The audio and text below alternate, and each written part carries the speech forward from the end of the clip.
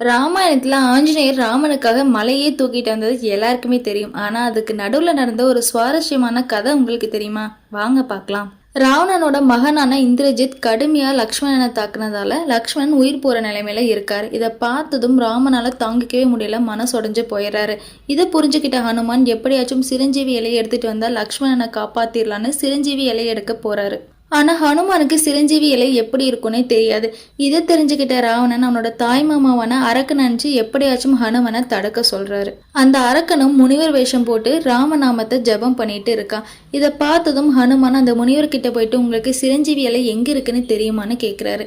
அந்த முனிவரும் சிரஞ்சீவி இலை யாருக்குமே தெரியாது எங்க இருக்குன்னு, ஆனால் அதுக்கான ஒரு மந்திரம் இருக்கு, அந்த மந்திரத்தை சொன்னா சிரஞ்சீவி இருக்கிற இடம் நமக்கே தெரியும்னு சொல்றாரு.